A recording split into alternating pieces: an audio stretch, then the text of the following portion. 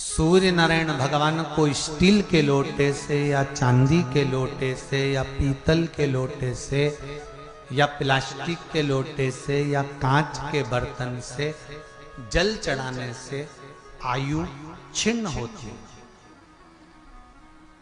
क्या समाप्त होती है? आयु। और सूर्य नारायण भगवान को अगर तांबे के लोटे से जल दिया जाता है तो आयु की वृद्धि होती है। और दिन भर में अगर कोई काम अटकने वाला है तो वो काम का रास्ता खुल जाता है और शरीर की बीमारी समाप्त हो जाती है। शरीर की बीमारी समाप्त हो जाती है। अंतिम क्षण तक जब मौत तुम्हारे दरवाजे पर आए, तुम्हारी उम्र जब पूरी हो, तब तक भी तुम बीमार नहीं पड़ो। उसके लिए एक काम चालू कर दो। हमें तांबे के लोटे में पानी भरना है, सिर से 8 इंच ऊपर रखना है, सूर्य को अर्घ देना है और जो पानी नीचे गिरेगा उस पानी में से सूर्य का दर्शन करना है। वो पानी जब हमारे शरीर के इस हृदय रेखा के सम्मुख से, इस कपाल रेखा के बीच में से, मध्य से उस पानी की धार जब सूर्य की किरण देगा तो हमारे शरीर में कोई बड़ी बीमारी, ना कैंसर, ना लीवर, ना किडनी, कोई अटैक पटैक आ ही नहीं सकती। मेरा बच्चों से भी निवेदन है कि आप अपने पापा से कहो, आप अपनी मम्मी से कहो, और बड़ों से निवेदन है वो अपने बच्चों से कहो। बुजुर्ग माताओं से निवेदन है, अगर आप अपने बच्चों को सुखी देखना चाहती हो, बीमारी में पैसा नहीं लगाना चाहती, आप अपने बच्चों को अंत समय अपनी आंखों से उसको तड़पता हुआ नहीं मरना देखना चाहती, तो सूर्य को अर्घ देना चालू कर दो। क्योंकि सूर्य की किरण जल के साथ जब इस शरीर पर पड़ती है तो शरीर में कोई बीमारी टिक ही नहीं सकती। ये श्रीमद् शिव महापुराण की कथा कह रही है। ये ज्योतिष शास्त्र कहता है, रंग शास्त्र कहता है। हमारे जितने ज्योतिष शास्त्र हैं, रंग शास्त्र हैं, नग बताते हैं, मोती बताते हैं, नीलम बताते हैं, पन्ना बताते हैं, ये सब क्या पहनाते हैं? रंग का क्यों पहनाते हैं? क्योंकि रंग का इफेक्ट इस शरीर पर पड़ता है। कपड़े कौन से कलर के पहन रहा है उसका इफेक्ट इस शरीर पर पड़ता है। उसी तरह 8 इंच ऊपर मस्तिष्क से तुम्हारा हाथ होना चाहिए, तांबे के कलश में जल होना चाहिए और सूर्य को देखकर उस जल की धार में सूर्य को जल दीजिए। जिंदगी में बीमारी तुमको नहीं घेर सकती। और बीमार हो भी गए हो तो 15-20 दिन करके देखने में कुछ नहीं जाता। बाद में मत करना, श्योर वाला हमारा झूठ बोल रहा होगा, उसमें क्या दिक्कत? क्यों कह रहे हैं, क्यों बोल रहे हैं? उसका एक कारण है, आज के समय में लोग 80 साल और 90 साल के होकर नहीं जा रहे भाई। है बीमारी आती है, कैंसर हो गया, शुगर हो गई, बीपी हो गया, 60, 70, 75, 55, 40 में लोगों के प्राण छूट जा रहे हैं। अगर ये पूरी पृथ्वी युवानों से जवानों से अगर विहीन हो जाएगी तो किस काम की? तुम्हारा कमाया गया धन किस काम का हो? एक तांबे का लोटा जल सूर्य नारायण को अर्घ देना है हमको प्रतिदिन। घर का चाहे छोटा हो चाहे बड़ा हो, जिस बच्चे को रोज बुखार आता हो, निमोनिया हो रहा हो, जिसका लीवर किडनी डैमेज हो गया हो, वो नियम बना लो, 15 दिन के अंदर, 20 दिन के अंदर डायलिसिस में अंतर आ जाएगा तुम्हारे। तुम कर तो देखो, इस प्रभाव करे, बनाओ नियम।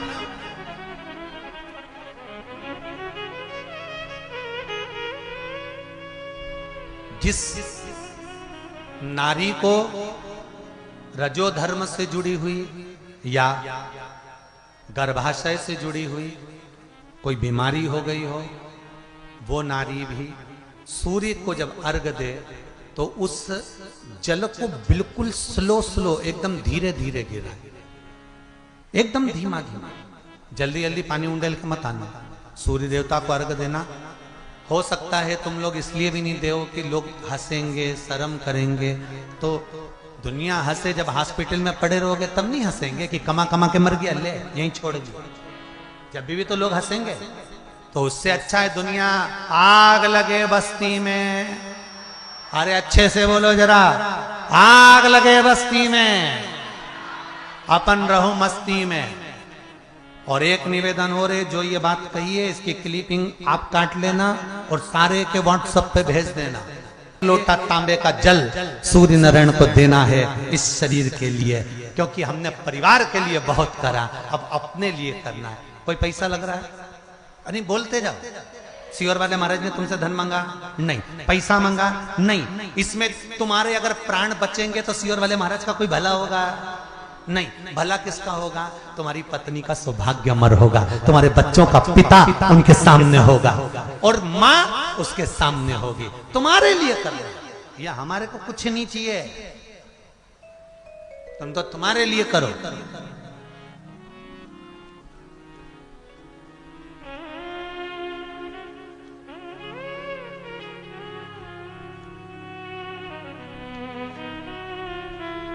रावण को अहंकार आ गया, गया अहंकार रावण का। रावण की अभिमत्ता, रावण ने एक बात कही, अगर मैं नर्मदा का जल उठाकर अगर शिवलिंग पर चढ़ा देता तो क्या मैं सहस्त्र बाहु के बंधन में नहीं पड़ता? भगवान शंकर कहते हैं, सुनो लंकाधिपति लंकेश, मनुष्य मानव की देह धारण करने वाला ये साधारण सा मानव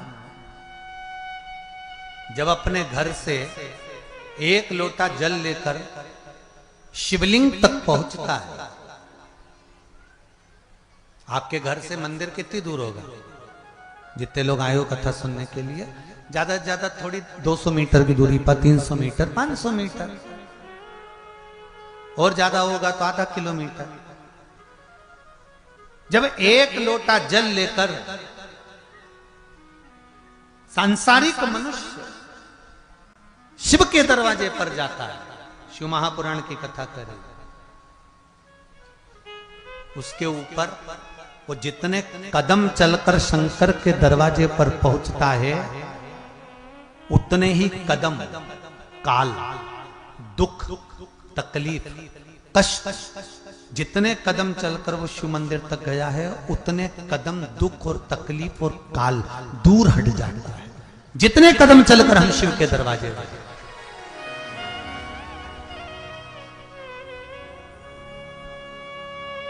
अच्छा, एक प्रश्न और अड़ता है, एक प्रश्न और खड़ा हो जाता है कि रावण का शंकर जी का शिवलिंग पानी में बहाया किसने? जम के बोलो जरा, किसने बहाया था? शास्त्र बाहु ने। तो उसको कोई दोष नहीं लगा क्या? उसको तकलीफ नहीं आई?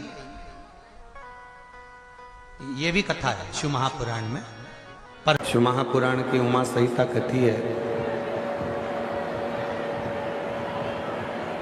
जब सबके साथ बैठकर आप शिव जी के मंत्र का उच्चारण करते हैं, सबके साथ बैठकर जब आप भगवान शंकर के मंत्र का स्मरण करते हैं, सबके साथ बैठकर जब आप भगवान शंकर के मंत्र का उच्चारण करते हैं,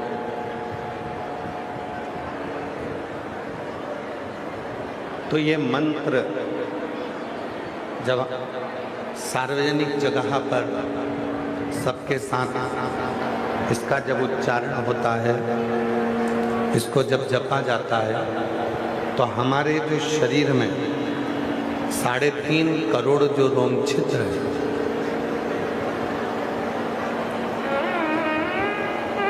मनुष्य का जो शरीर है, मानव का जो देह है, मानव का जो शरीर है, मानव का जो शरीर है, मानव की जो देह है,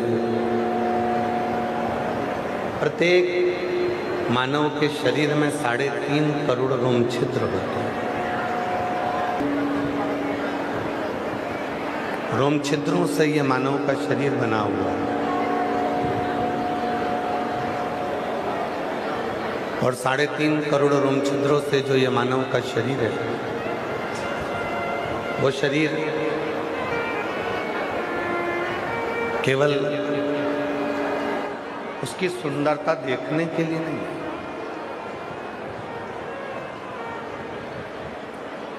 ये 3.5 करोड़ जितने रोम छिद्र अपने शरीर में होते हैं,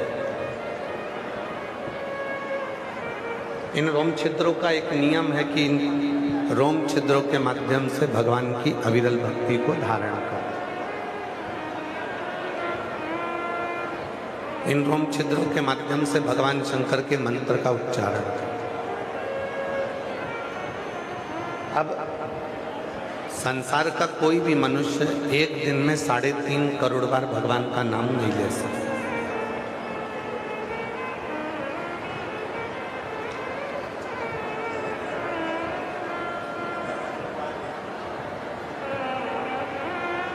संसार का कोई भी मनुष्य होगा, वो एक दिन में 3.5 करोड़ बार मंत्र का उच्चारण नहीं कर पाएगा, मंत्र जप नहीं कर पाएगा। और यदि वो 3.5 करोड़ बार मंत्र का जप वो एक दिन में नहीं कर पाता है, तो सार्वजनिक रूप से बैठकर जब वो भगवान के मंत्र का उच्चारण करता है, सार्वजनिक रूप से बैठकर जब भगवान के मंत्रों को जपता है, तो वो मंत्र सार्वजनिक रूप से जब निकलते हैं एक दूसरे के मुख से, तो वो तरंग बनकर टूटते हैं, और टूटते हैं तो वो 3.5 करोड़ रोम छिद्रों को सिद्ध कर देते हैं और मनुष्य सिद्ध हो जाता है।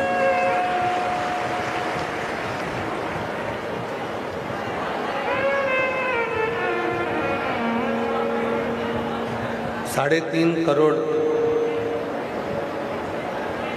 इन रोम छिद्रों की जो भक्ति है, 3.5 करोड़ जो रोम छिद्र हैं, इन रोम छिद्रों का जो स्मरण है, 3.5 करोड़ जो रोम छिद्रों के द्वारा जब हम सार्वजनिक रूप से भगवान की भक्ति करते हैं, सार्वजनिक रूप से हम भजन करते हैं, तो वो भजन जब तरंगों के रूप में इन शरीर में प्रवेश करता है, तरंगों के रूप में जब इस शरीर में जाता है, तो एक हमको अलग से शक्ति, एक हमको अलग से बल प्राप्त हो जाता है। 5 स्थान बताए हैं जहां पर जाने पर, पहुंचने पर ये हमारे शरीर के 3.5 करोड़ रोम छिद्र शुद्ध हो जाते हैं और भगवान की अविरल भक्ति में डूब जाते हैं। वो 5 स्थान कौन से हैं? 3.5 करोड़ रोम छिद्रों को सिद्ध करने के लिए, शुद्ध करने के लिए, भक्ति करने के लिए वो 5 स्थान बताए। पहले नंबर पर है अपने माता की गोद, अपनी माता के चरणारविंद, अपने माता की नजदीकता। दूसरे नंबर पर है अपने पिता की गोद, पिता के चरणों की नजदीकता। इन 3.5 करोड़ रोम छिद्रों को कितना सुंदर कहा गया शिव पुराण के उमा संहिता में कि 3.5 करोड़ बार यदि आप मंत्र का जप रोज नहीं कर पाते हो, तब अपने माता पिता के पास बैठकर यदि एक बार भी श्री शिवाय नमस्तुभ्यम बोलते हो, ओम नमः शिवाय बोलते हो, नमः शिवाय बोलते हो, राम नाम बोलते हो, कृष्ण नाम बोलते हो, तो वो 3.5 करोड़ रोम छिद्रों को तृप्त कर देते हैं।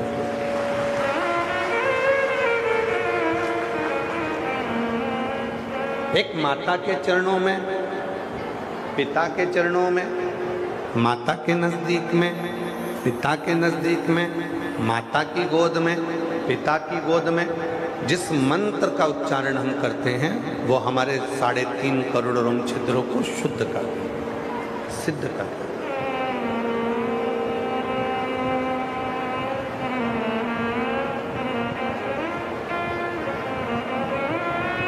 वो ऐसे रोम छिद्र है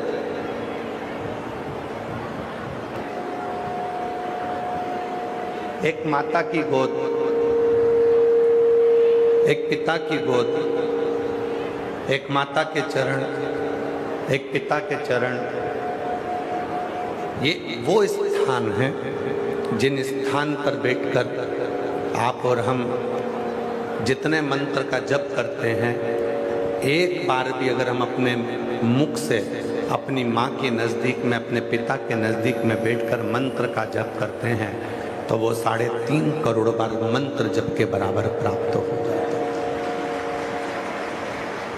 संसार के प्रत्येक मनुष्य को एक चीज सीखना चाहिए। संसार के प्रत्येक मनुष्य को एक चीज अपने अंदर धारण करना चाहिए कि तुम दिन भर ऑफिस जाओ, दुकान जाओ, सर्विस पे जाओ, नौकरी पर जाओ, तुम खूब कमाओ, पर शाम को जब आप घर आए, नौकरी से, दुकान से, सर्विस से, काम से, व्यापार से जब अपने घर पर आए, अपने कमरे में जाने से पहले ज़्यादा नहीं तो 5 मिनट, 7 मिनट, 8 मिनट, 10 मिनट, नहीं तो 2 मिनट अपने माँ बाप के पास जरूर जाकर बैठा करो। वहाँ बैठने से आपको सिद्धता प्राप्त।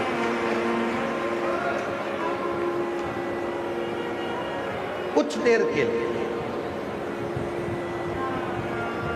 आज दुनिया के लोग क्या करने में लगे हैं? आज दुनिया के लोग बड़े बड़े गुरुजियों को ढूंढने में लगे हुए हैं। हम उनके पास जाकर बैठेंगे, हम उनके पास जाएंगे। गुरुजी के पास बैठने का तुम्हारे पास समय है, गुरुजी से बात करने का तुम्हारे पास समय है, गुरुजी को फॉलो करने का तुम्हारे पास समय है, पर अपने बुजुर्ग माँ बाप को फॉलो करने का समय तुम्हारे पास नहीं है।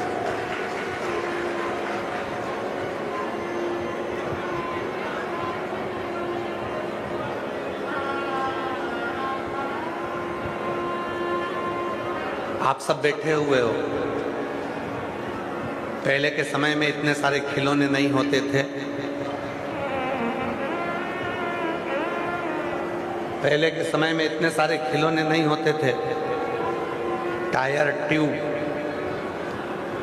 गाड़ी का जो साइकिल का टायर है, साइकिल का जो ट्यूब है, गाड़ी का जो टायर है, गाड़ी का जो ट्यूब है, उससे डंडी से मार मार कर उससे खेला करते थे।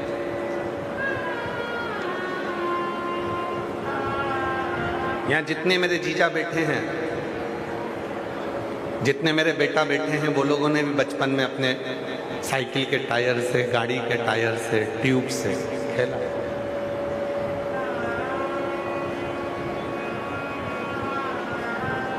पहले लोग साइकिल के टायर, ट्यूब से खेलते थे और आज का व्यक्ति यूट्यूब से खेलता है।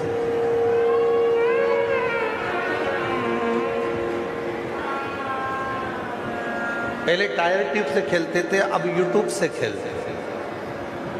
टायर ट्यूब से खेलते थे तो शरीर को लाभ होता था, यूट्यूब से खेलते हो तो शरीर को लाभ नहीं होता, बैंक खाली हो जाता है, घर का पैसा खाली हो जाता है, धन खाली हो जाता है, संपदा खाली हो जाती है। इसीलिए शिव महापुराण की कथा कहती है, 5 जगह बताई है जहाँ पर ये 3.5 करोड़ प्रत्येक मनुष्य के शरीर में रोम रोम, बारीक बारीक छेद। आप अपने हाथ को देखोगे, अपने शरीर को देखोगे तो बारीक बारीक, अपनी उंगलियों को देखोगे तो बारीक बारीक छेद तुमको नजर आएंगे। ये 3.5 करोड़ छिद्र हैं जो हमारे शरीर में हमें परमात्मा ने दिया। और ये 5 जगह पर ही शुद्ध और सिद्ध हो सकते।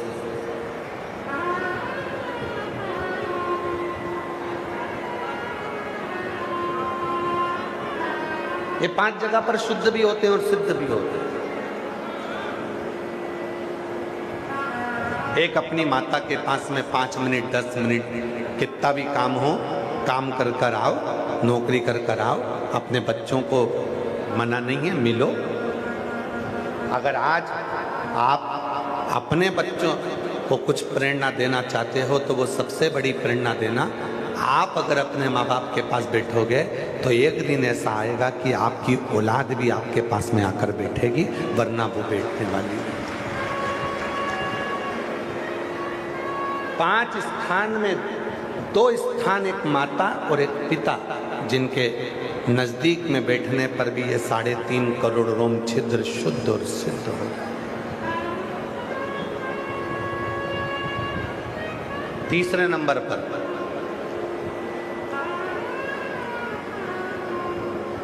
जिसको आप दिल से मानते हो, जिसको आप दिल से भजते हो, जिसको आप दिल से, हृदय से, चित्त से, जिसको आप सम्मान देते हो, आदर देते हो, सत्कार देते हो, अगर उसके पास बैठकर भी आप मंत्र का स्मरण करते हो तो वो आपको सुख देते हैं। जैसे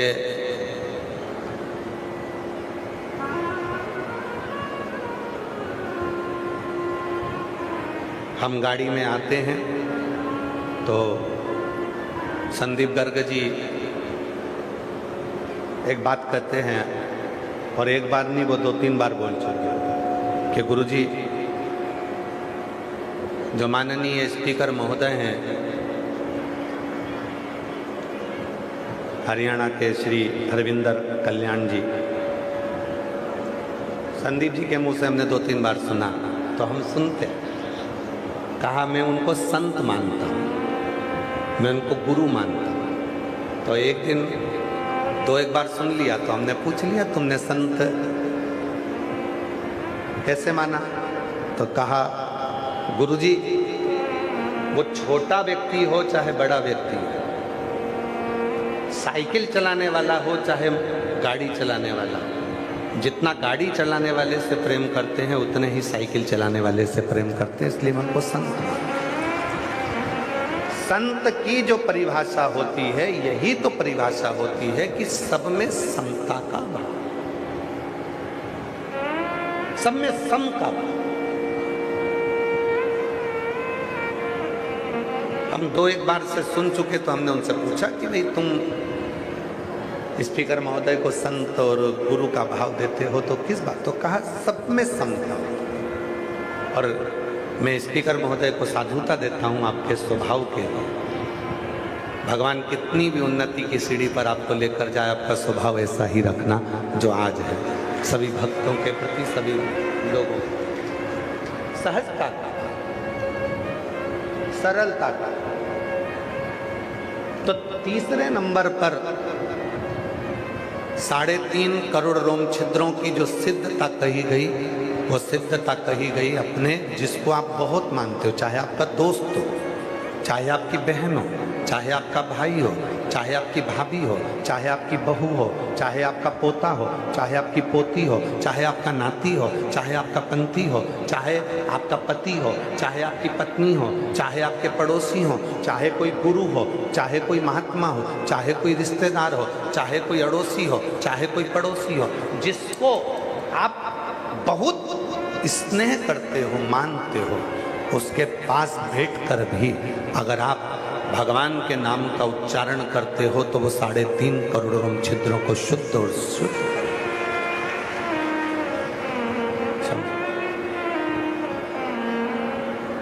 3.5 करोड़ रोम छिद्रों को भी शुद्ध और सिद्ध कर देता है। 3.5 करोड़। चौथे नंबर पर आया गुरु के पास बैठे।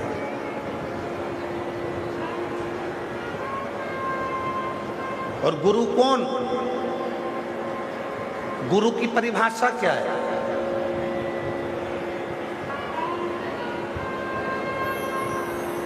हमारे दीनानाथ जी एक लाइन गुनगुनाते हैं कि ऐसी प्रेम भिक्षा लाना रे जो गुरु ने, ऐसी प्रेम भिक्षा लाना रे गुरु ने मंगाई, ऐसी प्रेम भिक्षा लाना रे गुरु ने मंगाई, गुरु ने मंगाई, सतगुरु ने मंगाई, गुरु ने मंगाई, सतगुरु ने मंगाई।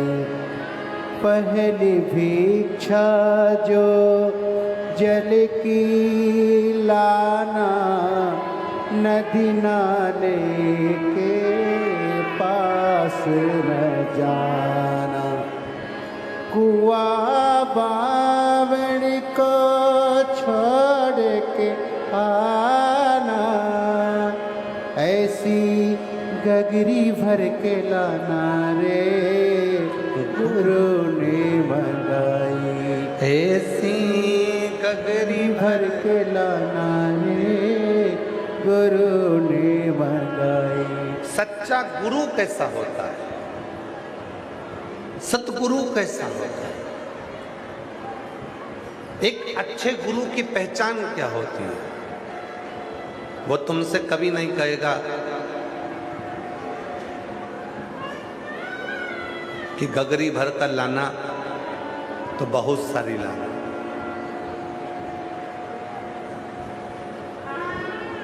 वो तो कहेगा कि कुआं और बावड़ी के पास भी मत जाना और गगरी भर कर लाना।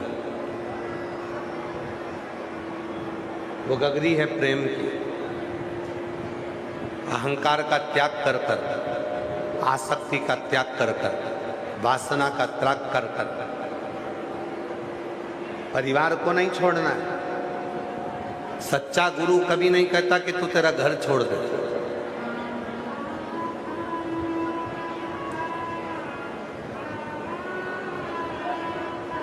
जब कई लोग कहते हैं ना कि हमारा लड़का उन गुरुजी के चक्कर में चले गया, अब वो गुरुजी के साथ ही रहता है, हम उस गुरु को गुरु नहीं मानते।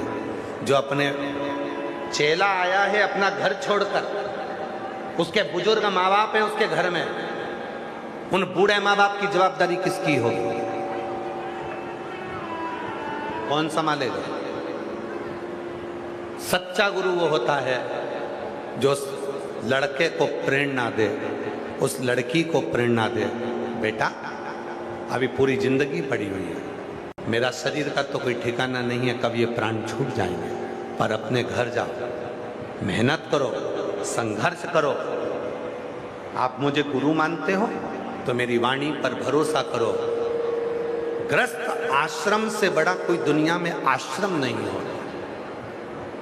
संत बनने के बाद लाखों लाख माला करना पड़ती है, तब भी तरना बड़ा कठिन होता है। साधु बनने के बाद हजारों माला करना पड़ती है, तब भी तरना कठिन होता है।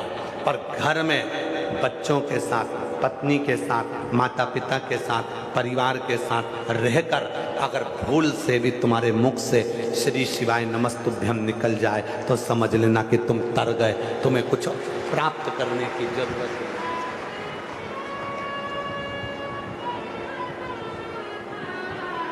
कुछ नहीं।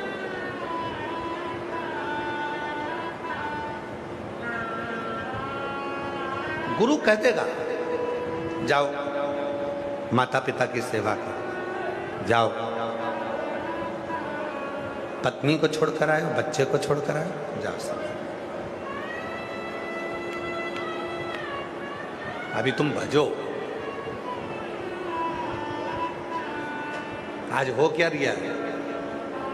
हो सकता है कि हमारी बात का सब लोगों को बुरा लग जाए। आज के ज़माने में हो क्या रहा है? आज के ज़माने में केवल हो इतना ही रहा है। पहले के समय में आप लोग तो समझदार हैं, हरियाणा में निवास करते हैं और पूरा विश्व इस कथा को सुन रहा है। आप सब बहुत विद्वान हैं। ईमानदारी से बोलना, जितने हरियाणा के लोग यहाँ बैठे हैं गरुड़ा की पवित्र धरा पर, जितने हरियाणा के लोग कथा को श्रवण कर रहे हैं और जितने देश विदेश में बैठकर भक्त कथा को सुन रहे हैं, ईमानदारी से बोलना, आम का पेड़, आम का बगीचा, आम का वृक्ष, कच्चा आम, हरा आम, अगर अपने आप वो हरा आम, कच्चा आम अपने आप जमीन पर नहीं गिरता, उसको झड़ाना पड़ता है, डंडे से गिराना पड़ता है या आपस में घर्षण होगा तो गिरेगा। पर जो आम पक गया, पीला पड़ गया, एकदम पक गया, कच्चा आम उसको गिराना पड़ेगा। कच्चा आम खाओगे तो खट्टा लगेगा, कच्चा आम पेड़ से गिरेगा तो उसके साथ डंडी लगी होगी, पर पका आम पीला पड़ गया, उसका रंग चेंज हो गया। गिरेगा तो डंडी उसके साथ नहीं होगी, गिरेगा जो खाएगा वो मीठा होगा। आज के समय में इतने सारे लोग घर छोड़ छोड़कर ना जाने किस किस की शरणागति में चले जाते हैं और कहते हैं हम उनके चेले, अब तो हम उनके चेले, अब हमने घर छोड़ दिया। अरे भैया, जिस अवस्था में तुम घर छोड़कर आए हो जरा सी लॉलीपॉप के चक्कर में, तुम वो कच्चे आम हो जिसके साथ डंडी वासना की भी लगी है और आसक्ति की भी लगी है, और तुम वो खट्टे आम हो। पका हुआ आम अपने आप गिरता है, कलर भी चेंज होता है और मीठा भी रहता है।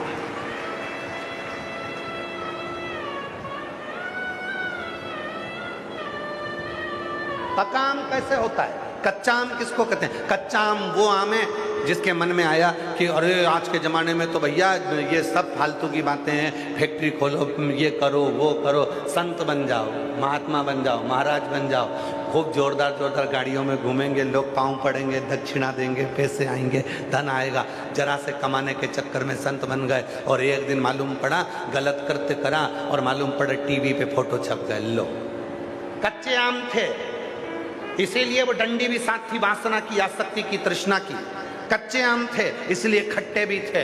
और जब परिवार में धोखा मिला, जब परिवार में कष्ट मिला, हर तरह से हार गया, जिंदगी हताश हो गई, तब कुछ भी नजर नहीं आया, तब भगवान की शरणागति में गया, तब वो पका हुआ आम था जिसको भगवान ने पूरा पका दिया था। और पकने के बाद जब जाओगे तो तुम कभी भी गलत कृत्य नहीं कर पाओगे, गलत कर्म नहीं कर। आप लोगों में से कितने लोगों ने सुनी, शिव पुराण में हमने एक बात कही थी, जिनने सुन रखी हो तो वो जरूर हाथ ऊंचा करना। हमने शिव पुराण में एक बात कही थी कि शिव पुराण की कथा में किसी के कहने पर मत जाना। जिस दिन तुम्हारा दिल करे, अंदर से तुम सोच लो कि मुझे घरोंडा में जाकर शिव पुराण की कथा सुनना है, तब जाना। बोला था कि नहीं बोला था? किसी के कहने पर मत जाना, किसी के बोलने पर मत जाना, भीड़ बढ़ाने को मत जाना। कथा में तब जाना जब मेरा बाबा तुम्हारा हाथ पकड़कर तुम्हारी बुद्धि से, तुम्हारे हृदय से, तुम्हारे चित्त से कथा में लेकर आ जाए, तब कथा में जाकर।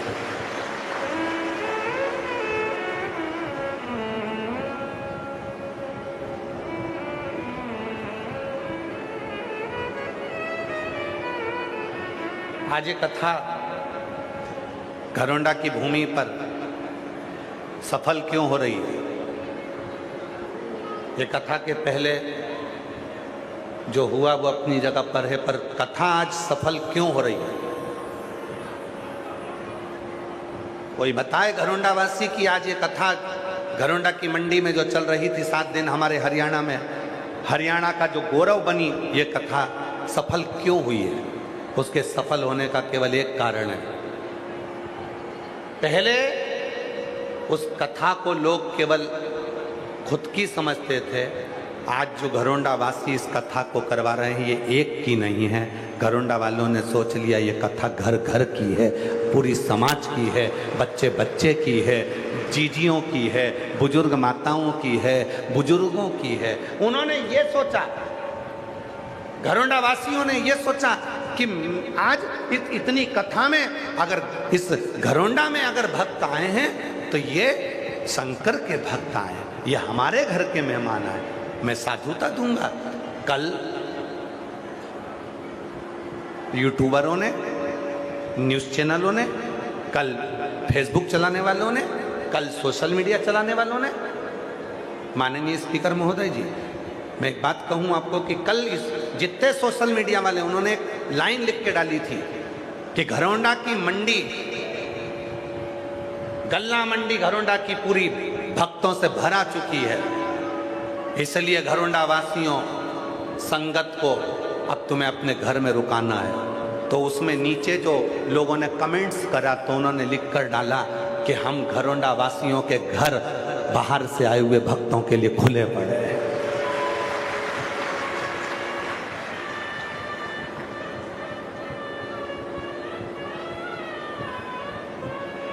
ये घरोंडा वासियों के घर आए हुए संगत के लिए, आई हुई मेहमानों के लिए, आई हुई संगत के लिए खुले पड़े। पलक पावड़े बिछा दिए घरोंडा वालों ने।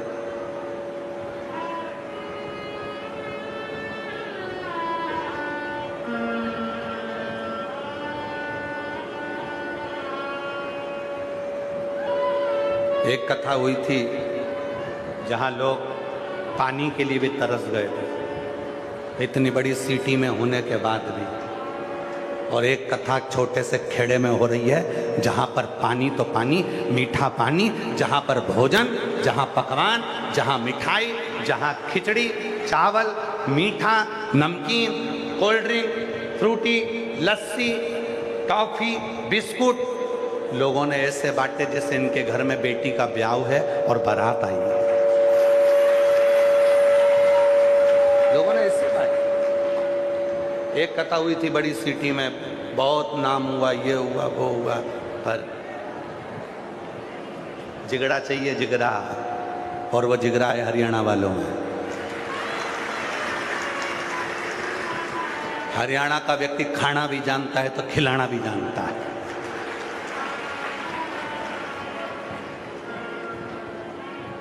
जिगरा चाहिए, और वो जिगरे से कथा हुई। क्यों सफल हुई कथा? जितने लोग कैमरा वाले माइक ले लेकर पूछ रहे हैं घरोंडा के लोगों से, आए हुए भक्तों से, क्यों साहब तुम्हें घरोंडा में कैसा लगा? सब एक ही बात बोल रहे हैं, इतना बढ़िया, इतना बढ़िया। आखिर घरोंडा वालों ने करा क्या? हमको तो कभी कभी लगता है तुम लोगों के पास कोई भभूति मभूति है जो तुम फेंक देते हो और सब तुम्हारे हो जाते हैं, सब तुम्हारे। क्या है घरोंडा में? सब प्रेम। यहां 36 कौम, 36 समाज जो एक जगह पर खड़ी हुई है, उसने ये नहीं सोचा कि ये कथा इस समाज की है कि इसकी है। सबने एक ही बात कही, ये अपने घरोंडा की कथा है, अब तो अपने को संभालना है और इसको साधना है। ये अपने घरोंडा और जो दूसरे के लिए सोचता है ना, मेरा ओघड़दानी, मेरा शंकर उसके साथ खड़ा रहता है। जो दूसरे के लिए सोचा, अपने लिए नहीं सोचा तुमने, दूसरे के लिए सोचा। शिव साथ 5 जगह ऐसी है जहां पर ये 3.5 करोड़ रोम छिद्र शुद्ध और सिद्ध हो। पहले नंबर पर माँ, दूसरे नंबर पर पिता, तीसरे नंबर पर जिससे आपका स्नेह है, और चौथे नंबर पर सदगुरु, गुरु। और गुरु वो जो पहचाने अपने शिष्य को। आज के जमाने में एक होड़ लगी हुई है,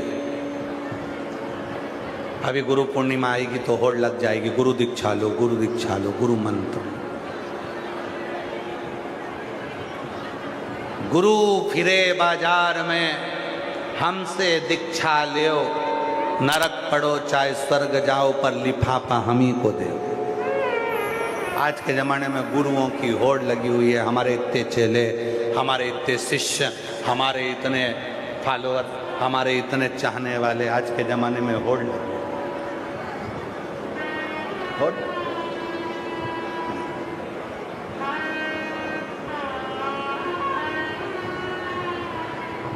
पानी पियो छान, गुरु करो जान। 50 बार विवेक में आए तब गुरु करना। और अगर कोई अच्छा गुरु तुम्हें पूरी जिंदगी में ना मिले तो बिल्कुल गुरु मंत्र लेना ही मती। पति को गुरु मानना, माता पिता को गुरु मानना, और जिस मंदिर में एक लोटा जल चढ़ाते हो उस महादेव को गुरु मानना। जब तक अच्छा गुरु ना मिले तुम्हें जिंदगी में बिल्कुल नहीं भटकना। पति को गुरु मानो, माता पिता को गुरु मानो, और शिव जी के मंदिर में एक लोटा जल चढ़ाते हो उसको अपना गुरु मानो। वो शिव मेरा गुरु है। तुमेव माता च पिता तुमेव बंधु च सखा, तू ही सब है, तुझ में ही सब समाया है। तुझ में रब दिखता है यारा, मैं क्या करूं, सब उसी में दिखता है, कहां भटकोगे। चौथे नंबर पर है गुरु, जिसके पास में जाना, और सदगुरु के पास अगर जाओ तो गुरु के पास जाओ तो कभी मत कहना कि गुरुजी मुझे ये दुख है। कोई शंकर का भक्त मिल जाए, कोई सदगुरु मिल जाए तो वहां तो बस केवल एक बार इशारा करो कि गुरुजी हमको कैसे भी देख लें। बस सच्चा गुरु, सच्चा भक्त शंकर का यदि एक बार भी देख ले तो कहने की जरूरत नहीं पड़ती, वो अपनी निगाहों से सब कुछ दे जाता है।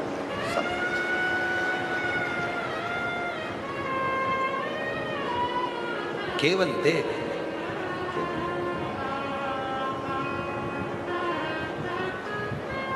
हमने देखा है कई लोगों को बहुत भीड़ रहती है, हम देख नहीं पाते, कई बार तो वो लोग चिल्ला देते हैं हर हर, वो चिल्लाए, ध्यान उनकी ओर जाता है तो देखने में आ जाए, कई बार उनके स्मरण में। गुरु देख ले,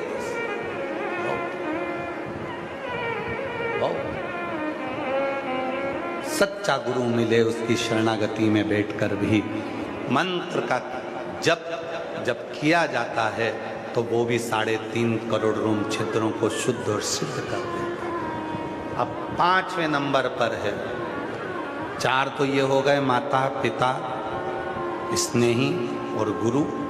5वें नंबर पर शिव महापुराण की उमा संहिता कहती है, वो 5वें नंबर पर है जहाँ पर बैठकर 3.5 करोड़ रोम छिद्र शुद्ध और सिद्ध हो जाते हैं। वो है पंचवृक्ष। कितने वृक्ष? 5। पहले नंबर पर बेलपत्र का वृक्ष, दूसरे नंबर पर पीपल का वृक्ष, तीसरे नंबर पर वट वृक्ष, चौथे नंबर पर आंवले का वृक्ष और 5वें नंबर पर महाराज 5वें नंबर पर शमी का वृक्ष। ये 5 वृक्ष ऐसे हैं जिन वृक्ष के नीचे बैठकर यदि एक बार भी मुख से शिव का नाम निकल जाता है तो 3.5 करोड़ रोम छिद्र शुद्ध हो जाते हैं, सिद्ध। कभी सीहोर आए तो कुबरेश्वर धाम पर जब आप कंकर शंकर की पूजन करते हैं, रुद्राक्ष लेते हैं, वहीं पर मंदिर के प्रांगण के ठीक पीछे जो बड़ा शेड बना है उसके ठीक पीछे की ओर प्राचीन 400 साल 450 500 साल पुराना बट वृक्ष, बड़ का पेड़। जब हम सीहोर रहते हैं तो उस बट वृक्ष के नीचे बैठकर कुछ देर बाबा का स्मरण कर। 2 जगह पर हमारा बैठना होता है, एक वो बट वृक्ष के नीचे, दूसरा जो अंदर पुराना भगवान कुबरेश्वर बाबा का जो शिवलिंग है जिसके ऊपर बड़ा शिवलिंग बना दिया गया है। अब जगह उसमें अंदर जाने की बहुत छोटी है, इसलिए उसमें अंदर जाने नहीं देते। उसकी जगह एक सामने पत्थर का मंदिर बन रहा है, बड़ा, उसमें दूसरी प्रतिष्ठा करा, पर जो कुबरेश्वर बाबा का जो छत्री है वो अंदर रह गए भूमि, जहाँ जगह छोटी होने के। अब हमको मालूम नहीं था कि इतना भक्त लोग पहुँचेगा, तो पहले छोटा सा बना दिया, अब वो छोटी जगह। पंचवृक्ष 5वें नंबर पर आता है। किसी भी एक वृक्ष के नीचे भी बैठकर यदि आप एक बार भी मुख से भगवान का नाम ले रहे हो तो तुम्हारे 3.5 करोड़ रोम छिद्र शुद्ध सिद्ध। जब सीहोर आए, जब काशी जाएं, उज्जैनी जाएं, प्रयाग जाएं, ब्रज जाएं, अयोध्या जाएं, किसी भी तीर्थ में जब आप जाएं तो वहाँ का जो प्रसिद्ध वृक्ष होता है उस वृक्ष के नीचे कुछ देर बैठकर यदि हम एक बार भी भगवान का नाम लेते हैं तो हमारे 3.5 करोड़ रोम छिद्र शुद्ध और सिद्ध हो जाते हैं और हमारे जीवन की सार्थकता। जब आप कुबरेश्वर धाम पर आए, उज्जैनी जाएं तो सिद्धबट पर जाएं, प्रयागराज जाएं तो सिद्धबट पर जाएं, जब किसी पवित्र वृक्ष के नीचे बैठकर जब हम मंत्र का उच्चारण करते हैं, मौन होकर 2 क्षण के लिए बैठकर उसको स्मरण करते हैं तो उसका फल प्राप्त। अब किसी ने पूछा, गुरु जी 3.5 करोड़ रोम छिद्र जो हमारे शुद्ध कर देते हैं, सिद्ध कर देते हैं, इसका फल क्या मिलता है? फिर निवेदन है, आप लोग सामूहिक रूप से बैठकर जब मंत्र का उच्चारण करते हो, वो मंत्र जब टूटते हैं तो वो हमारे रोम छिद्रों को सिद्ध करते हैं।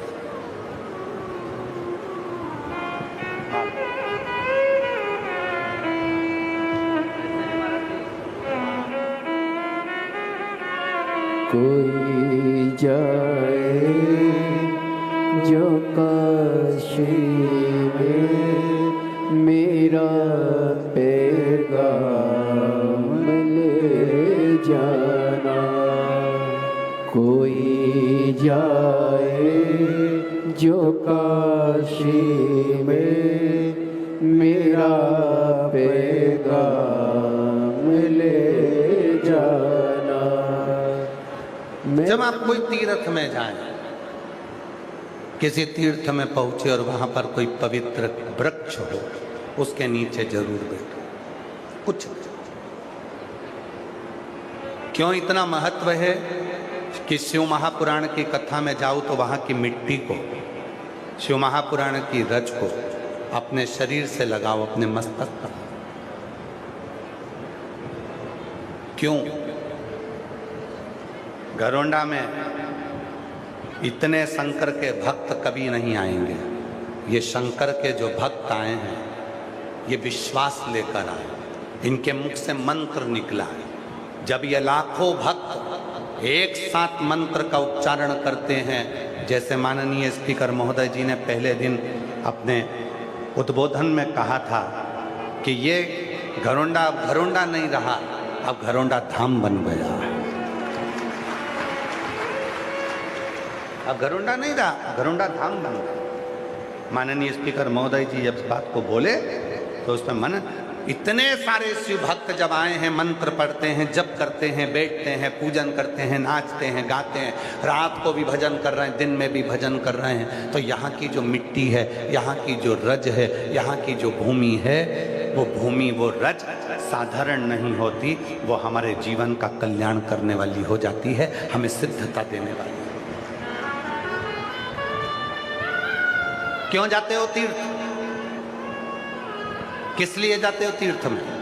प्रयाग काहे के लिए जाते हो? हरिद्वार काहे के लिए जाते हो? केदार काहे के लिए जाते हो? बद्रीनाथ काहे के लिए जाते हो? द्वारका काहे के लिए जाते हो? जगन्नाथ काहे के लिए जाते हो? वहाँ क्या क्या करने जाते हो? वहाँ इतने सारे भक्त आते हैं, उनके चरण की रज अपने शरीर को छुएगी तो मेरी जिंदगी के सारे पाप समाप्त हो जाएंगे, सारे दुख मिट जाएंगे, सारे मेरे कष्ट मिट। चरण की रज मिले और वो रज ही मूल है।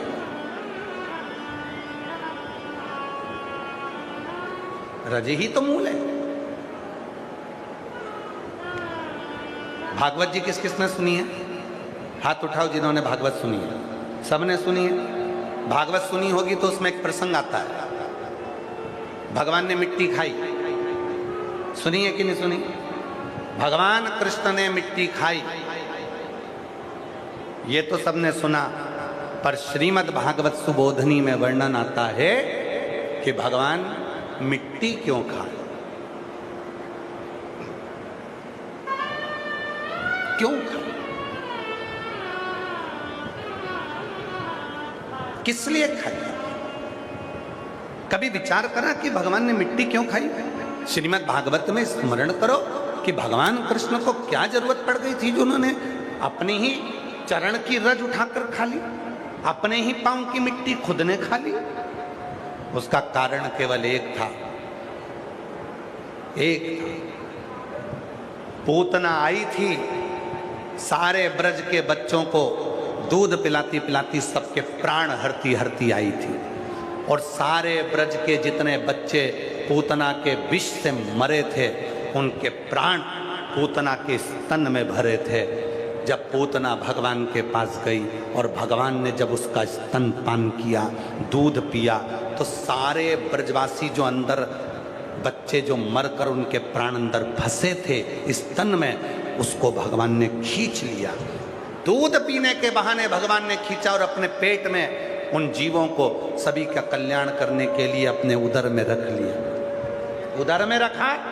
भगवान ने विचार करा, जब मैं गौएं चराऊंगा, गाय को चराने के लिए जाऊंगा, गाय आगे आगे चलेगी, मैं पीछे पीछे चलूंगा, पर जब वापिस आएंगे फिर गाय आगे चलेगी। जब गाय आगे चलेगी तो मेरे चरण की रज उड़ेगी, उड़ेगी तो वृक्षों पर जाएगी, पक्षियों पर जाएगी, मनुष्यों पर जाएगी। इनका कल्याण मेरी रज लगने से हो जाएगा। पर जो ये मेरे पेट में जो पूतना के शरीर से मैंने निकाले हैं, इनका उद्धार कैसे होगा? तो भगवान ने अपने ही चरण की रज अंदर मुख में रखकर खा लिया और अंदर बैठे हुए जीवों का कल्याण कर, भीतर बैठे हुए अपने स्नेहियों का, प्रेमियों का भगवान कल्याण, रज को खाया। सबने कथा में सुना, भगवान ने मिट्टी खाई, रज खाई, पर क्यों खाई? वो भी तो स्मरण होना चाहिए कि अंदर जो पूतना के शरीर से पूतना ने जो विष पिलाया था, गांव के बच्चों को जो विष पिलाया था, जो मर चुके थे वो उसके स्तन में थे, उसको खींच लिया था भगवान, अपने उदर में रख लिया था और उनका कल्याण अपने ही चरण की रज से खा कर। आज इतने सारे शिव भक्त घरोंडा की मंडी के, इस अनाज मंडी के अंतर्गत घरोंडा में आए हुए हैं, खेड़े में आए हुए हैं। इतने भक्त जब भगवान का भजन करते हैं तो वहाँ की मिट्टी भी, वहाँ की रज भी कल्याण करने लगती, कल्याण।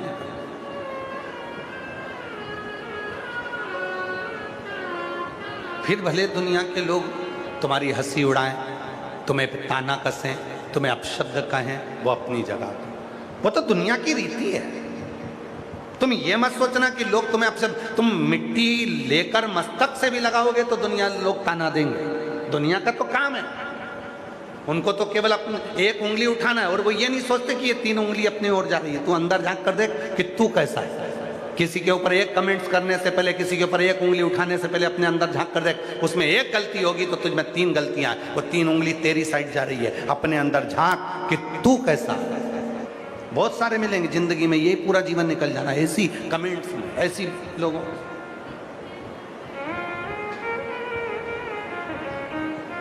दुनिया की रीति है, वो बिना बोले नहीं रह सकते, क्योंकि दुनिया के लोगों को मालूम है पत्थर कभी भी बमूल के पेड़ पर नहीं मारा जाता, पत्थर कभी भी कांटों के पेड़ पर नहीं मारा जाता, पत्थर हमेशा फल वाले पेड़ पर ही मारा जाता है। जिसमें फल होता है लोग उंगली उसी पर उठाते हैं।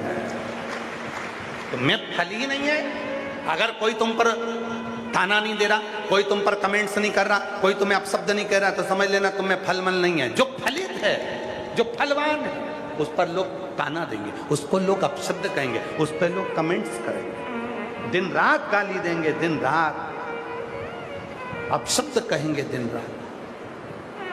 उठाओ, ज्यादा दूर मत जाओ, दिल्ली चले जाओ। भारत के माननीय प्रधानमंत्री जी को देखिए,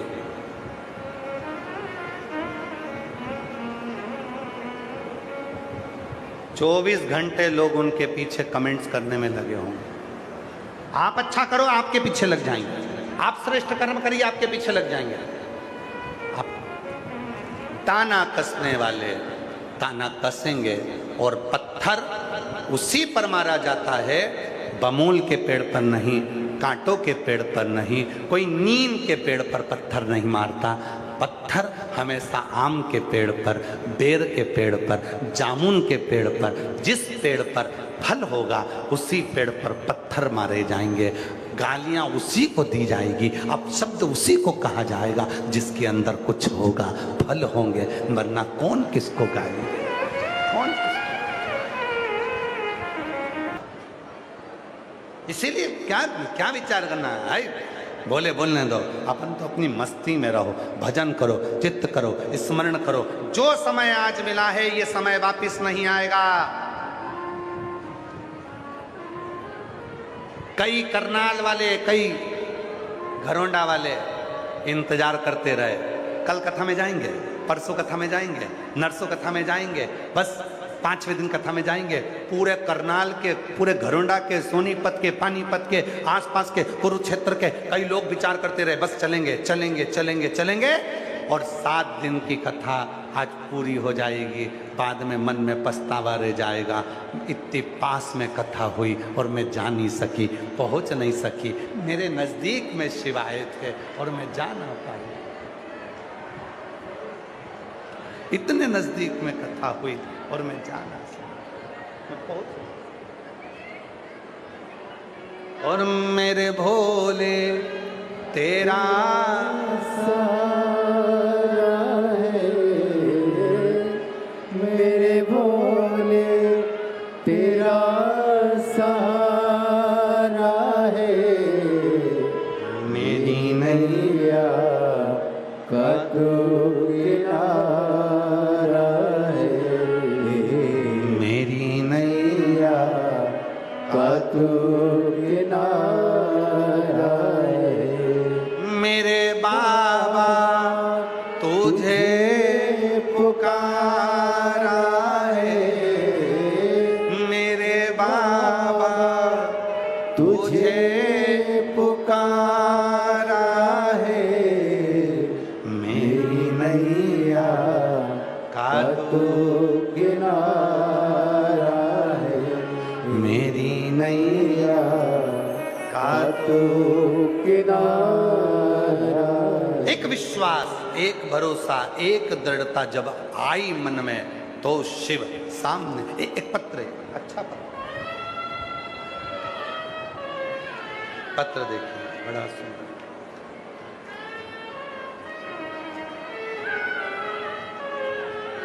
पत्र देखिए।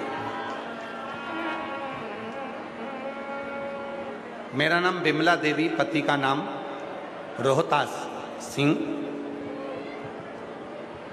कादयान गांव, सिवाहा, पानीपत, हरियाणा से हूँ। कहीं बैठी हों तो हाथ हिला सकती हैं आप ही।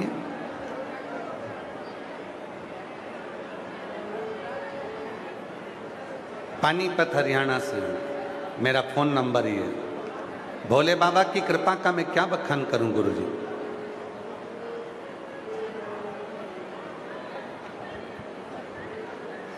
गुरुजी, मेरी बेटी का नाम साक्षी है, जो 20 वर्ष की।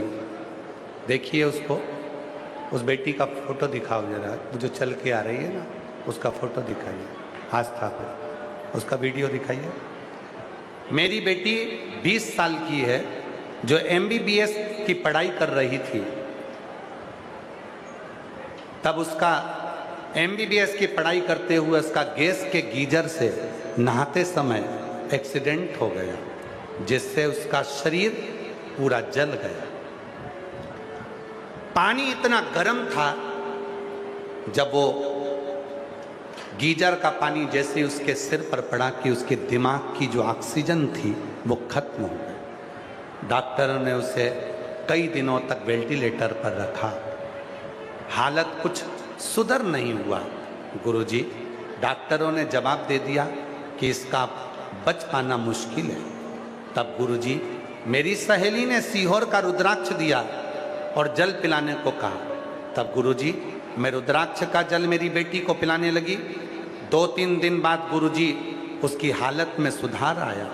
सुधार दिखा तो डॉक्टरों ने फिर से इलाज शुरू किया, लेकिन यह भी कह दिया डॉक्टरों ने कि अब ये कभी अपने पैरों पर चल नहीं पाएगी और दिमाग भी इसका काम नहीं कर पाएगा। गुरुजी, डॉक्टरों की रिपोर्ट सुनकर मैं रोने लगी। क्या मेरी बेटी कभी नहीं चलेगी, कभी उसका दिमाग काम नहीं करेगा? तभी मालूम पड़ा कि सीहोर वाला बाबा घरोंडा आ रहा है। एक विश्वास लेकर बेटी को व्हील चेयर पर लेकर कथा में आकर बैठ गई। डॉक्टर ने कहा था ये कभी नहीं चलेगी। रोज कथा में लेकर आती अपनी बेटी को और उससे कहती बेटा सीहोर वाला बाबा कहता है तू चलेगी जरूर। और यही 7 दिन पूरे नहीं हुए गुरुजी, कल कथा के 6ठे दिन पहली बार मेरी बेटी ने चलना प्रारंभ कर दिया।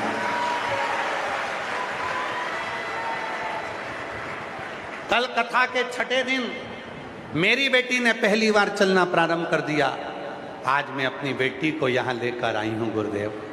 मैं नहीं जानती कि आपकी पुराण शिव पुराण में ऐसा क्या है, पर आज छाती ठोक कर कहती हूँ कि मेरी बेटी को चलाने वाला केवल भोलेनाथ है, जिसने व्हील चेयर से उठा दिया और चला दिया। और अब विश्वास है मेरी बेटी का बुद्धि भी काम करने लगी।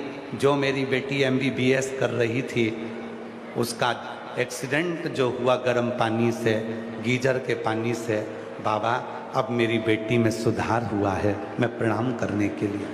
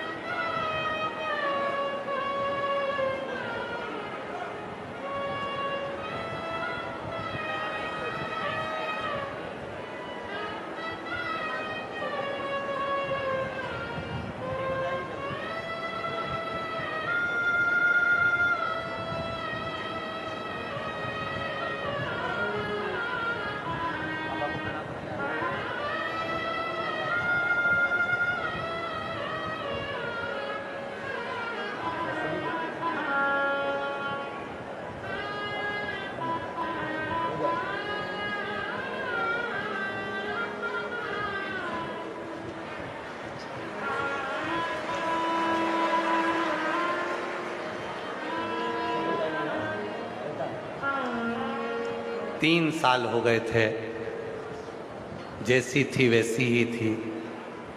कथा में विश्वास के साथ आई थी कि अब चलाएगा तो भोलेनाथ चलाएगा। और 6ठे दिन की कथा में चलने लगी और 7वें दिन की कथा में स्टेज पर आ गई। जोरदार ताली बजाइए बाबा की। ऐसे दयालु नाथ से रिश्ता बनाइए, ऐसे दयालु नाथ से रिश्ता बनाइए, मिलता रहेगा आपको जो कुछ भी चाहिए, मिलता रहेगा आपको जो कुछ भी चाहिए। ऐसा करिश्मा होगा जो हुआ कभी नहीं, ऐसा करिश्मा होगा जो हुआ कभी नहीं। मांगा है भोलेनाथ से वरदान लेके, बोलो बोलो, मांगा है भोलेनाथ से आवाज आना चाहिए। मांगा है वरदान, तेरी कृपा बनी रहे जब तक है जिंदगी, तेरी कृपा बनी रहे जब तक है जिंदगी। मांगा है भोलेनाथ से वरदान लेके भी। ये उसकी कृपा होना चाहिए, और जब तक उसकी कृपा नहीं होगी तब तक कुछ प्राप्त नहीं हो सकता। कल एक भैया हमसे प्रश्न कर रहे थे, हम कल मिलने आए तो उन्होंने प्रश्न किया, क्यों गुरुजी, आपकी जहाँ भी कथा होती है वहाँ लोग बाग हर कुछ डालना चालू कर देते हैं, आपकी बुराई करना चालू कर देते हैं, ऐसा क्यों होता है आपके साथ में? हमने कहा भोलेनाथ जी जान कर कराता है। शंकर जी को मालूम है ये सब एक साथ अगर कथा में आ जाएंगे तो इतनों को मुझे 3 महीने में देना पड़ेगा, इसलिए भोलेनाथ बुराई कराकर कई लोगों के मन में खटास उत्पन्न कर उनको रोक देता है, जिससे वो कथा के पंडाल तक ना पहुंचे। अगर वो सब अगर कथा में आ जाते तो मेरे शंकर भगवान को 3 महीने में इनको देना पड़ता। और जितने आए हो कथा में, जितने बैठे हो घरुंडा की पवित्र धरा पर कथा श्रवण करने के लिए, जो 36 कौम कथा करा रही है, ये पवित्र प्रांगण में जितने बैठकर कथा सुन रहे हो, मेरा भोलेनाथ तुम्हें बिना दिए भेजेगा नहीं। 3 महीने में तुमने जो मांगा है मेरा बाबा देकर ही मांगे।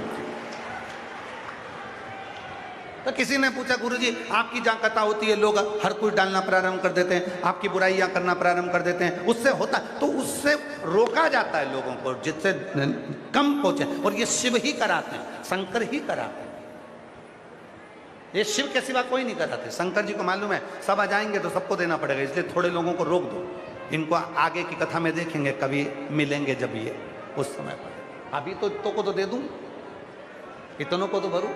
एक पत्र है, अच्छा है। अब इस माँ बिमला देवी का जरा विश्वास देखिएगा, वो रोज बेटी को कथा में लेकर आए व्हील चेयर पर, तो बाबा कृपा तो करा। अगला पत्र देखिए।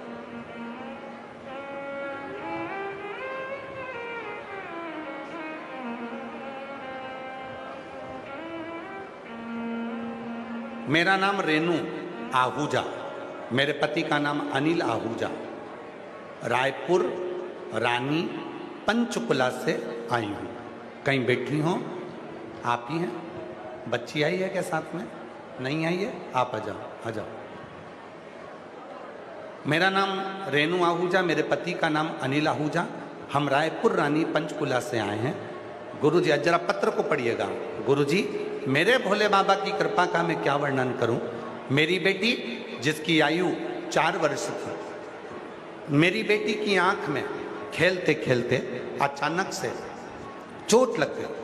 चोट इतनी भयंकर थी कि उसकी आंख पूरी डैमेज हो गई। गुरुजी मेरी बेटी को पंचकुला के सेक्टर 6 में भी दिखाया, तुरंत उनको रेफर चंडीगढ़ कर दिया। पीजीआई में मेरी बेटी का इलाज चला और आखिरी में डॉक्टरों ने बोल दिया कि इसकी आंख अंदर से फट चुकी है, जिसके कारण इसकी आंख के अंदर खून बह रहा है। इमरजेंसी में उसको ऑपरेशन करना होगा। आंख में टांके लगे। गुरुजी आंखों में टांके लगने के बाद भी, ऑपरेशन के बाद भी डॉक्टर ने बोला कि हो सकता है कि टांके लगने के बाद इसकी आंख में से खून बहना बंद हो जाए, पर खून बहना बंद नहीं हुआ। आंख में जो लेंस लगा था वो भी टूट गया, फिर मोतिया वो भी बेकार हो गया। गुरुदेव डॉक्टरों ने सब कुछ मना कर दिया, इसकी आंख से दिखना बंद हो गया। गुरुजी जब दिखना बंद हुआ, मेरी बेटी पढ़ाई कैसे करेगी? 4 साल की मेरी बेटी कैसे अपनी गुजारा करेगी? मेरी बेटी को हो क्या गया? डॉक्टरों ने जब हमने पीजीआई चंडीगढ़ में दिखाया, सब ने हाथ ऊंचे कर दिए कि अब ये बेटी की आंख में से तो अब मुश्किल है, सब तरह से हार गए। तब मेरी मामा जी की बेटी ने आपकी कथा के बारे में बताया और पशुपतिनाथ जी के व्रत रखने को कहा। गुरुजी मैंने मंदिर जाती, आपकी कथा सुनती, मंदिर जाते भोले बाबा जी को बेलपत्र चढ़ाती, अपनी बेटी को बेलपत्र ला कर देती। मेरा काम है इस बेटी की आंख को ठीक कर दे। भोलेनाथ जी से रोज प्रार्थना करती।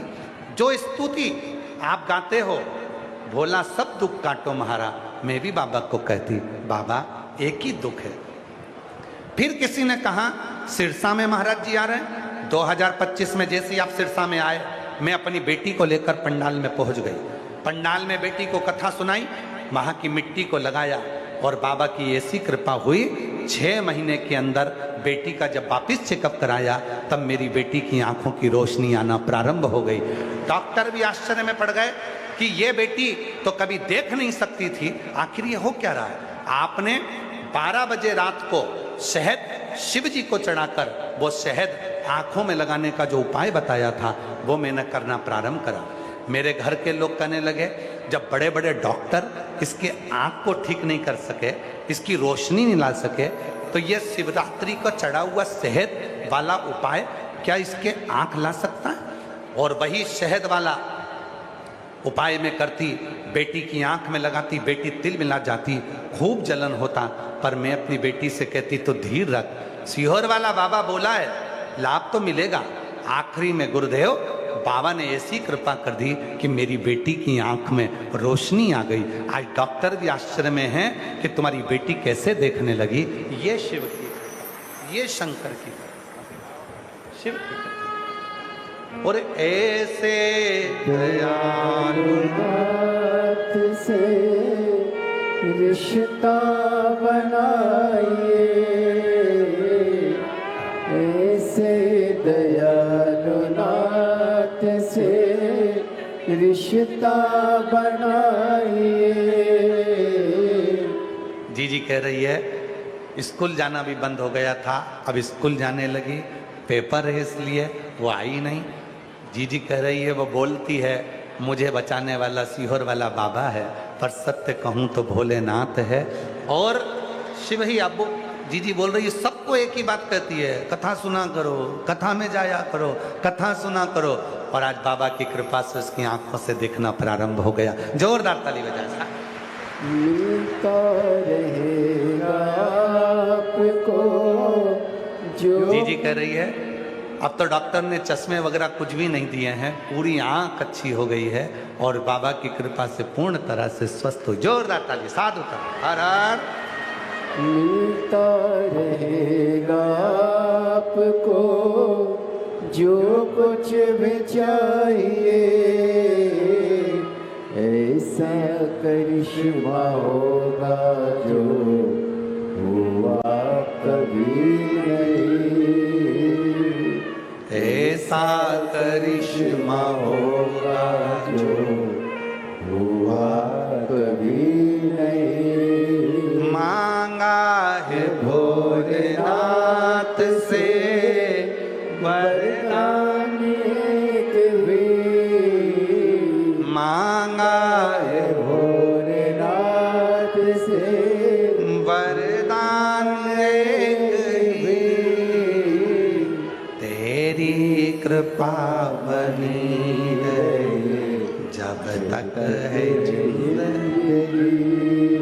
शिव कृपा कर, शिव करुणा करता है, शिव दया करता है, कोई दूसरा नहीं कर सकता। लोगों को हंसी लगती है शिव महापुराण की कथा में, लोगों को लगता है क्यों भैया तुम उस तीर्थ में नहीं जा रहे, तुम वो तीर्थ नहीं जा रहे, और तुम दौड़ दौड़ के सीहोर जा रहे, तुम कुबरेश्वर धाम पर जा रहे। कुबरेश्वर धाम था कब? कुबरेश्वर धाम लोग दौड़ कर जा रहे हैं। आखिर कुबरेश्वर धाम पर ऐसा है क्या?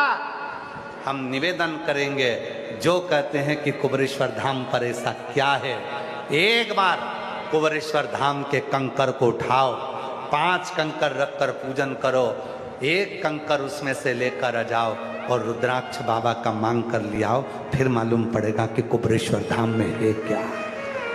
क्या क्या देता है फिर मालूम। ये इतने लाखों शिव भक्त ऐसे ही आ जाएंगे क्या? ये लाखों शिव भक्त बिना निमंत्रण के, ना तो इनके पास कोई ने पीले चावल दिए, ना इनको निमंत्रण भेजा, ना पत्रिका दी, ना बैनर लगा, ना फ्लेक्स लगा, पूरे घरों में कहीं बैनर फ्लेक्स नहीं, कहीं पत्रिका नहीं, कहीं निमंत्रण नहीं, कहीं पीले चावल नहीं, कोई जाकर हाथ जोड़कर नहीं बोला कि तुम आना। उसके बाद भी बिना प्रचार, बिना प्रसार, बिना बोले, बिना अलाउंस के, अगर भजन संध्या होती है तो पहले अलाउंस करना पड़ता है, आज भजन संध्या ये चौक पे होगी, ये चौक पे होगी, लोग फिर भी ना जाए। और यहाँ क्यों आए हो? क्योंकि सबको मालूम है, सबको पता है, कथा में जाकर बैठूंगी, दिल से सुनूंगी, बाबा से विनय करूंगी, मेरा बाबा मेरे दुख मिटा कर ही रहेगा, ये उसको मालूम। बच्चे का फोटो दिखाया जा रहा है, जिसका भी हो आकर लेकर जाइएगा।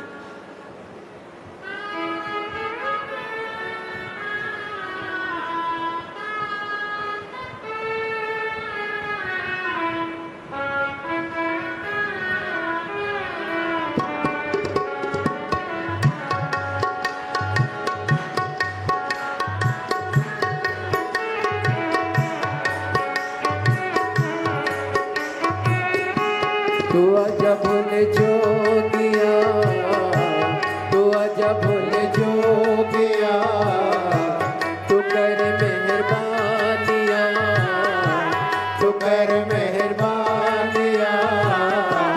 खड़े हैं हाथ जोड़ के भोले जी तेरे नाम रे, खड़े हैं हाथ जोड़ के भोले जी तेरे नाम रे। तू आजा भोले जोगिया, तू कर मेहरबानिया, तू आजा भोले जोगिया, तू कर मेहरबानिया, तू आजा भोले जोगिया, तू कर मेहरबानिया। खड़े हैं हाथ जोड़ के भोले जी तेरे नाम रे, खड़े हैं हाथ जोड़ के भोले जी तेरे नाम रे। तू आजा भोले जोगिया, तू आजा भोले जोगिया, तू कर मेहरबानिया, तू कर मेहरबानिया। खड़े हैं हाथ जोड़ के भोले जी तेरे नाम रे, खड़े हैं हाथ जोड़ के भोले जी तेरे नाम रे। तू आजा भोले जोगिया, तू आजा भोले जोगिया, तू कर मेहरबानिया, तू कर मेहरबानिया। खड़े हैं हाथ जोड़ के भोले जी तेरे नाम रे, खड़े हैं हाथ जोड़ के भोले जी तेरे नाम रे। शंभो। राधे तुम सा न देखा कोई भोला भंडारी, तुम सा न देखा कोई भोला भंडारी। भोला भंडारी नहीं तुलना तुम्हारी, भोला भंडारी नहीं तुलना तुम्हारी। तुम सा न देखा कोई भोला भंडारी, तुम सा न देखा कोई भोला भंडारी। भोला भंडारी नहीं तुलना तुम्हारी, भोला भंडारी नहीं तुलना तुम्हारी। कहाँ ये पुकार के खड़े हाथ जोड़ के, कहाँ ये पुकार के भक्तों ने विचार के। खड़े हाथ जोड़ के बोले जी तेरे नाल वे, खड़े हाथ जोड़ के बोले जी तेरे नाल वे। तू आजा बोले जोगिया, तू कर मेहरबानिया, तू आजा बोले जोगिया, तू कर मेहरबानिया। खड़े हाथ जोड़ के बोले जी तेरे नाम रे, खड़े हाथ जोड़ के बोले जी तेरे नाम रे।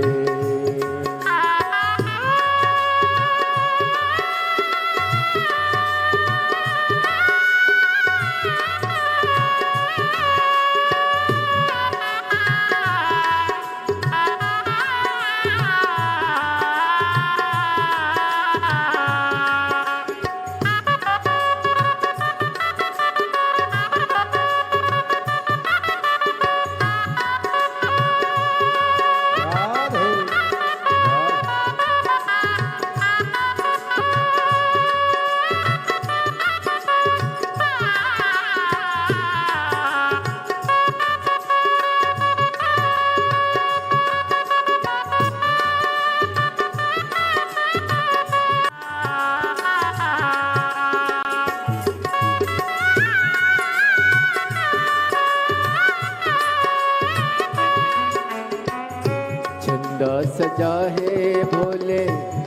मस्तक पे तेरे, चंदा सजा है भोले मस्तक पे तेरे, चंदा सजा है भोले मस्तक पे तेरे, चंदा सजा है भोले मस्तक पे तेरे, दुखड़े मिटाए भोले सामने के तेरे, दुखड़े मिटाए भोले नाम से तेरे, दीवाने भोलेनाथ के कुबेश्वर धाम के, दीवाने भोलेनाथ के कुबेश्वर धाम के, खड़े हाथ जोड़ के बोले जी तेरे नाम रे, खड़े हाथ जोड़ के बोले जी तेरे नाम रे, तू आजा बोले जोगिया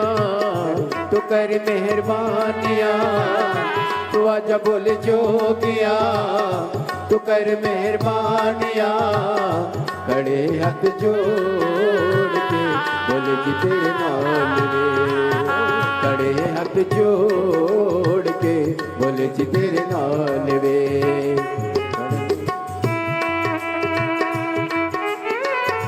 न देखा कोई भोला भंडारी, भोला भंडारी नहीं तुलना तुम्हारी, भोला भंडारी नहीं तुलना तुम्हारी, भक्तों ने विचार के कहा ये पुकार के, भक्तों ने विचार के कहा ये पुकार के, खड़े हाथ जोड़ के बोले जी तेरे नाम रे, खड़े हाथ जोड़ के बोले जी तेरे नाम रे, आजा बोले जोगिया तू कर मेहरबानिया, तू आजा बोले जोगिया तू कर मेहरबानिया, खड़े हाथ जोड़ के बोले जी तेरे नाम रे, खड़े हाथ जोड़ के बोले जी तेरे नाम रे, खड़े हाथ जोड़ के बोले जी तेरे नाम रे, महादेव।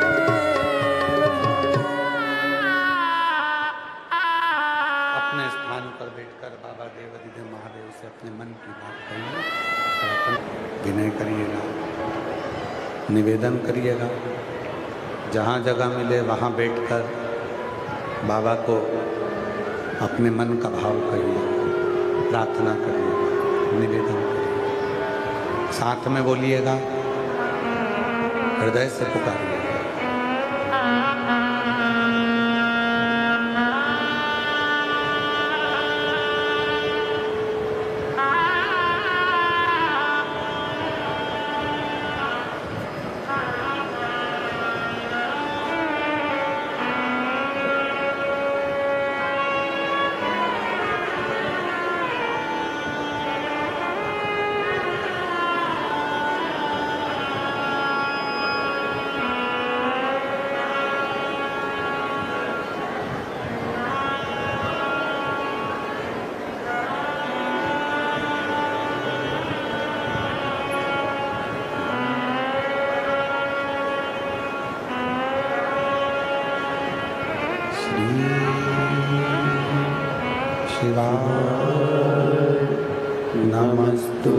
नमस्तुभ्यं श्री शिवाय नमस्तुभ्यं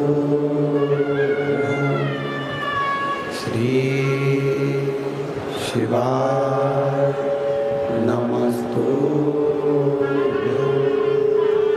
श्री शिवाय नमस्तुभ्यं श्री शिवाय नमस्तुभ्यं भोला सब दुख काटो ओ भोला सब दुख काटो शिव शंकर जप तेरी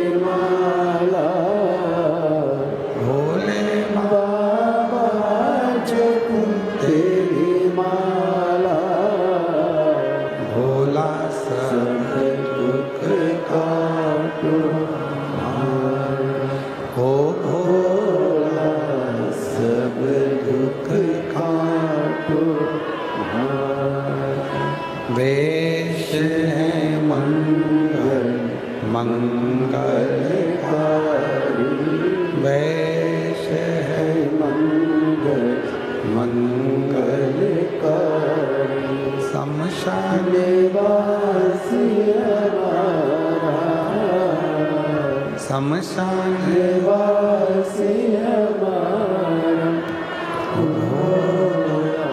सब दुख काटो हमारा, सब दुख काटो हमारा।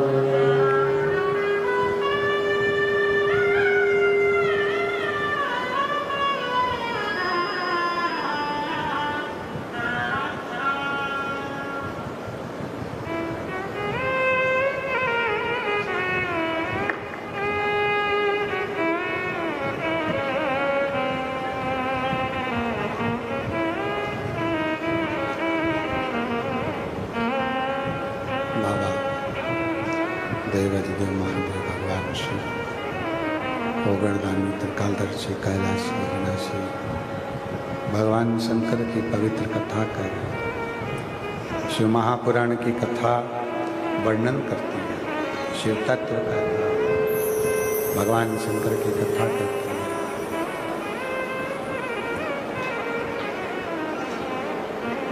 भगवान शिव के केवल नाम उच्चारण से, मंत्र उच्चारण से जीव के संपूर्ण जीवन के सुख, संपूर्ण जीवन में जो सुख की कामना होती है वो सुख प्राप्त होना प्रारंभ हो जाता है।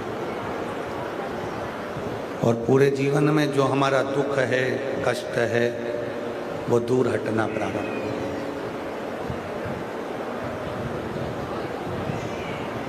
शिव केवल नाम नहीं है,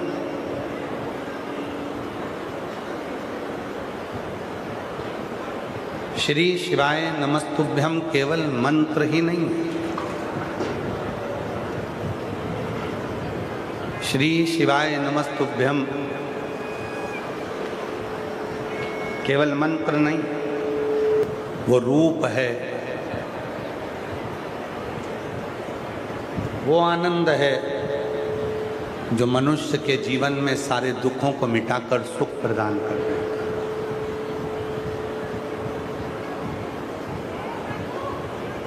स्मरण आनंदता देने वाला,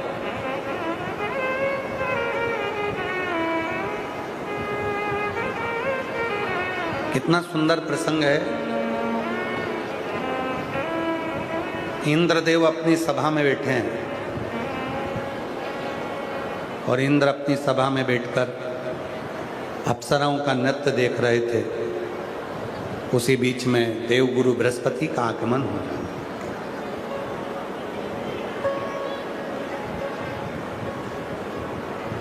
देवगुरु बृहस्पति जब आते हैं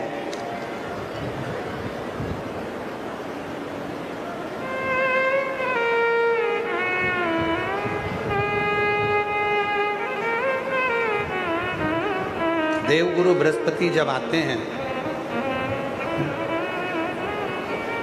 और देवगुरु बृहस्पति का जब आगमन हुआ तब इंद्रदेव अपने सिंहासन से खड़े नहीं हुए, प्रणाम नहीं किया। शिव और गुरु, शिव गुरु ये दो एक ही है। चाहे गुरु को शिव मानो, चाहे शिव को गुरु मानो, अगर आपने हृदय से प्रत्येक जीव में, हम तो यहाँ तक कहेंगे तुम्हारे घर में पति है, पत्नी है, माँ है, पिता है, बेटे हैं, बेटी हैं, देवर है, जेठ है, सब में शिव को देखो ना।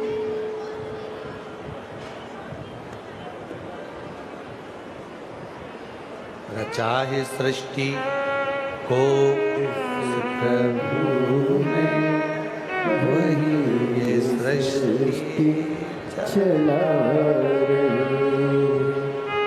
जो पेड़ हमने लगाया पैर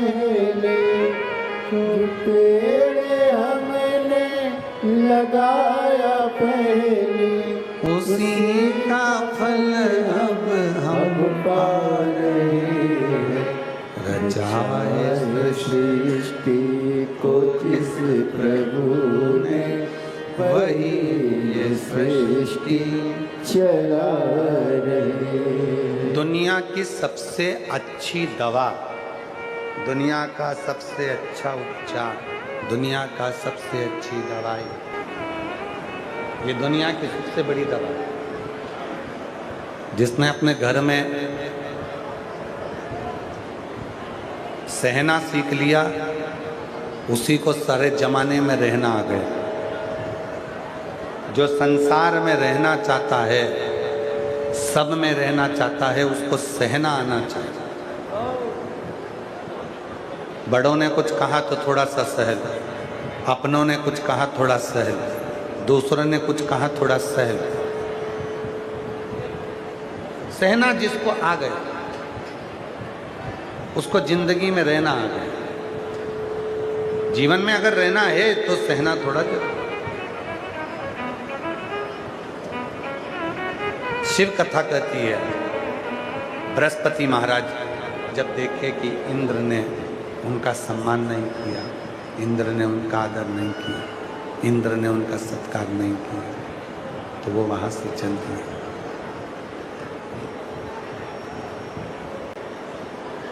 वहां से उठे और चल दिए। शिव कथा कहती है, भगवान शंकर का चरित्र कहता है, शिव महापुराण की कथा कहती है, शिव तत्व कहता है। भगवान शंकर का चरित्र, भगवान शंकर की कथा वर्णन करती है। भोलेनाथ बाबा की ये पवित्र कथा कहती है कि गुरु बृहस्पति वहां से चले गए। इंद्र के मन में आया कि गुरुजी चले गए तो क्या हुआ, मैं दूसरा गुरु बना लेता। और इंद्र ने विश्वरूपा जी को गुरु बनाया। जब विश्वरूपा जी गुरु बन गए, उनके 3 मुख थे। कई लोग बड़े विचित्र होते हैं जो कह देते हैं एक बार गुरु मंत्र ले लिया और मान लो वो गुरु मंत्र हमको याद नहीं रहा या गुरु जी चले गए तो क्या हम दूसरा मंत्र ले सकते?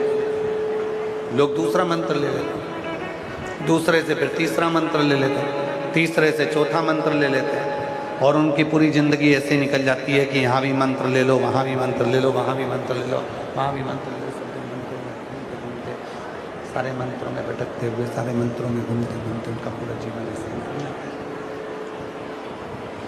उनकी जिंदगी पूरी ऐसे निकल जाती है,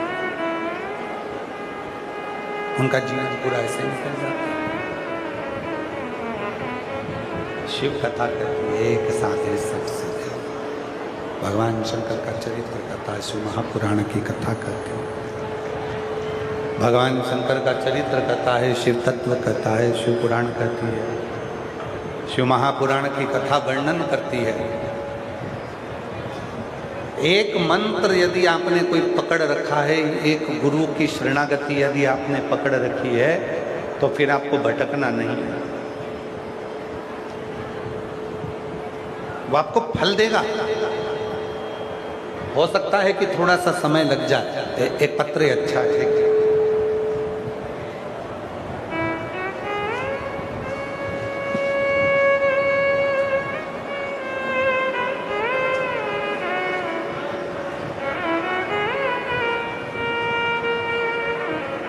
मेरा नाम शालू धीमान है, मैं पानीपत हरियाणा से हूँ। साल 2023 से मैं IIT की खड़गपुर में पढ़ाई कर रही हूँ। मेरी माँ आपकी कथा सुना करती थी, उन्हीं से मैंने सुना कि गुरुदेव जी कहते हैं एकांतेश्वर महादेव जी पर सच्चे मन से चढ़ाया गया एक लोटा जल किस्मत बदल देता। मेरे पास एक लोटा नहीं था, इसलिए मैं पानी की बोतल से, जहाँ मेरा IIT का कैंपस था वहाँ पर बेलपत्री के पेड़ के नीचे में जल चढ़ा देते थे। मुझे नहीं मालूम, बस मेरी माँ ने कहा था कि सीहोर वाला बाबा कहता है अगर शिव को जल चढ़ाया है एकांतेश्वर महादेव के नाम से तो सफलता मिले। गुरुदेव 1 जनवरी 2024 को मुझे माता पिता के साथ सीहोर धाम आकर कंकर शंकर की पूजा करने का सौभाग्य प्राप्त हुआ। उसके बाद 29 जनवरी 2024 को मेरे एग्ज़ाम हुआ और मुझे पूर्ण विश्वास था कि बाबा मेरी सुनेंगे, और बाबा ने ऐसी कृपा करी गुरुदेव, महादेव की कृपा से हरियाणा में 3rd रैंक आई और 20 जून 2024 को मैं हरियाणा सरकार में असिस्टेंट टाउन प्लानर के रूप में पदस्थ हो गई। ये शिव कहीं बैठी हो तो आ सकती हैं, आप ही हैं, आ जाओ बेटा, पदस्थ हो। मैं बाबा को धन्यवाद देती हूँ। एक लाइन बेटी ने लिखी है कि लुटा दिया भंडार कर दिया माला माल काशी वाले। बेटी ने लाइन में अब कुछ और भी लिख दिया, लुटा दिया भंडार सीहोर वाले कर दिया माला और जो जैसी भावना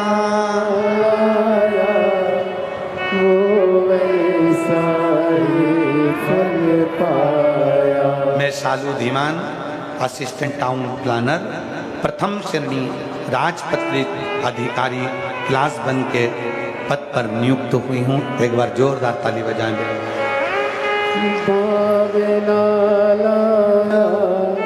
वो ऐसा ही फल पाया नहीं खाने से लौटाया। बेटी कह रही है IIT करते करते मैं मम्मा के कहने पर 3 बार सीहोर भी गई और बाबा से वहाँ कंकर शंकर पूजन कर कर विनती कर कर आई थी कि बाबा मेरा जॉब ऐसी जगह लगाना और ऐसा लगाना कि दुनिया देखती रह जाए, और बाबा ने वही किया। एक बार जो नहीं खाली उसे लौटाया वो मन ही मन हर। एक पत्र और बड़ा सुंदर है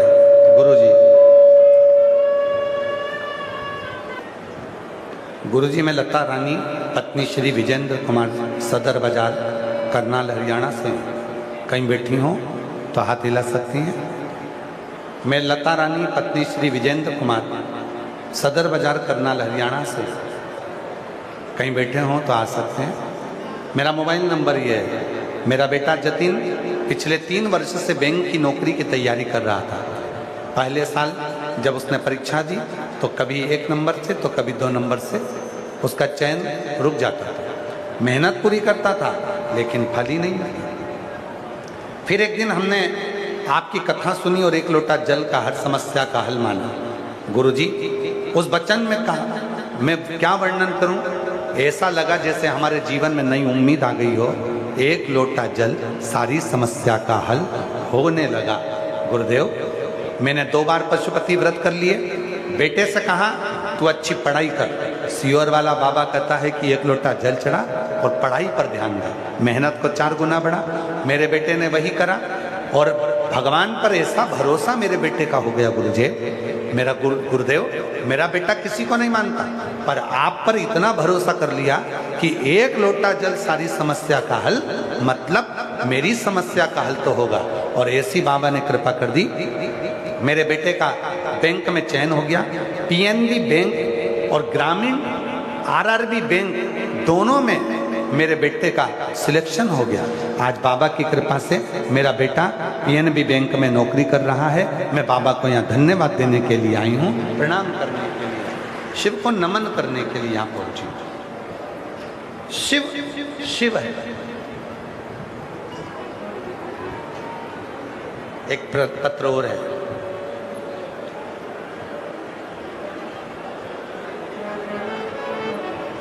रेखा सोमपाल आराईपुरा करनाल की रहने वाली है। कहीं बैठी हो तो हाथ हिला सकती हैं और बैठी हो तो आ सकती हैं। गुरुदेव मेरा बेटा कई बार पढ़ाई कर एग्जाम देता पर उसका सिलेक्शन नहीं होता। आखिरी में मेरे बेटे को मालूम पड़ा कि शिव जी पर एक लोटा जल चढ़ाने पर और बेलपत्री में शहद लगाने से फल की प्राप्ति होती है। मेहनत को 4 गुना मेरे बेटे ने करा और बेलपत्री पर शहद लगाकर बाबा की कृपा से आज मेरे बेटे का एयरफोर्स में पायलट ऑफिसर के पद पर सिलेक्शन हो गया। मैं बाबा को यहाँ पर नमन करने के लिए आई। आज मेरे बेटे का एयरफोर्स पायलट ऑफिसर के पद पर नियुक्त हुआ है। मैं शिव जी को यहाँ प्रणाम करने के लिए, शिव जी को यहाँ नमन करने के लिए आया। शिव ओगरदानी ओगरदानी शंभु शंभु, त्रिकालदर्शी त्रिकालदर्शी, कैलाशी कैलाशी। शिव कथा कर रहे। बृहस्पति महाराज का अपमान हुआ, बृहस्पति महाराज वहां से चले गए। प्रजापति विश्वरूपा जी गुरु बन गए। 3 मुख थे, 3 मुख से भाग लेते थे तो क्रोध आ गया इंद्र को, और इंद्र को क्रोध आया तो उस इंद्र विश्वरूपा जी का जब सिर काटा, ब्रह्म हत्या सिर पर लग गई, ब्राह्मण हत्या सिर पर चढ़ गई। और ब्राह्मण हत्या सिर पर चढ़ी तो उस ब्रह्म हत्या को उन्होंने अग्नि को, जल को, पृथ्वी को और स्त्री को मार दिया। ब्रह्म हत्या को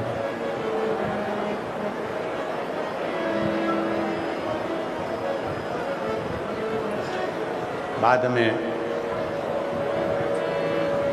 दधीची ऋषि की अस्थियों से वत्रासुर का अंत होता और शिव की कृपा से एक बालक सुभाष का गर्भ से पिपलाद का जन्म। पिपलाद का जन्म शिव महापुराण की कथा कहती है, भगवान शंकर का चरित्र कहता है शिव पुराण का। जब हमारी भक्ति, जब हमारा भरोसा दृढ़ होता है, विश्वास जब दृढ़ होता है,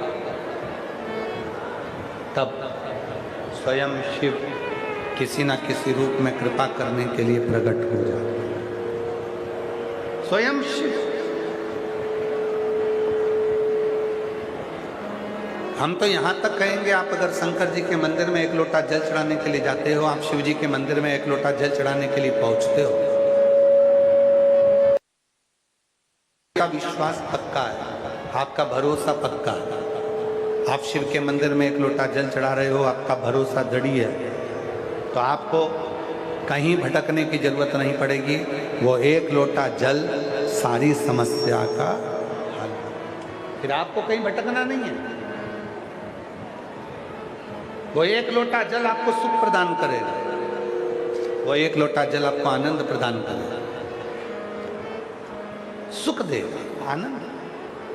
और आगे वर्णन आया भगवान शंकर के पवित्र चरित्रों का स्मरण करते हुए 12 ज्योतिर्लिंग का चरित्र तुमरुका जी चंचुला देवी को श्रवण करा। चंचुला देवी को जब कहा, हे चंचुला, भगवान के वो 12 ज्योतिर्लिंग का मैं स्मरण कराता हूँ जिन ज्योतिर्लिंगों पर भगवान शंकर सदा विराजमान होते, स्वयं भगवान शंकर जहाँ पर विराजित होते। प्रथम है सोमनाथ जी। सोमनाथ जी का वर्णन किया, प्रथम ज्योतिर्लिंग के रूप में भगवान शंकर के, प्रथम ज्योतिर्लिंग के रूप में भगवान श्री सोमनाथ जी का वर्णन किया। चंद्र को काया का रोग हो गया था, वो काया का रोग चंद्र का मिट नहीं रहा। उस काया के रोग को चंद्रदेव जब धारण करे, देव ऋषि नारद का मिलना हुआ, देव ऋषि नारद ने शिव भक्ति में लगा दिया। चंद्रदेव ने भगवान शंकर की साधना आराधना करना प्रारंभ करी और चंद्रदेव की काया का रोग मुक्त हो। शिव महापुराण की कथा कहती है, शरीर में अगर कोई रोग आया है, शरीर में अगर कोई रोग एकत्रित हुआ आया है, तो वो रोग अगर मिटेगा तो केवल देव अधिदेव महादेव को जल चढ़ाने से मिटेगा और शिव की भक्ति से, शिव की साधना से, भगवान शंकर की आराधना से, भगवान शंकर की भक्ति से।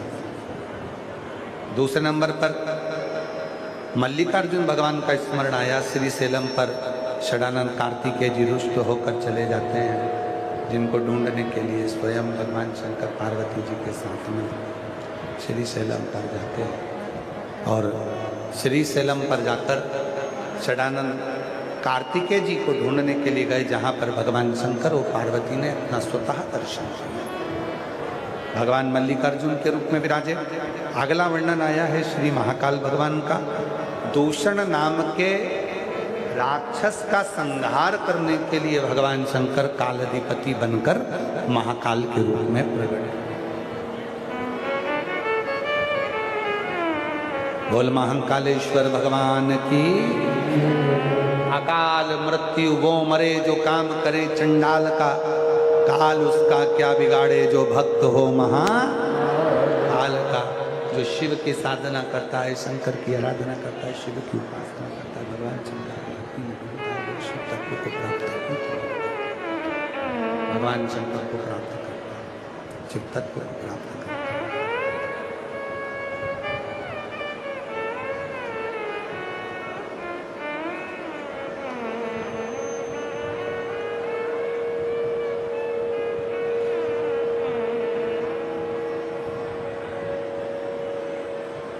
अगला वर्णन आया है श्री ओमकारेश्वर भगवान।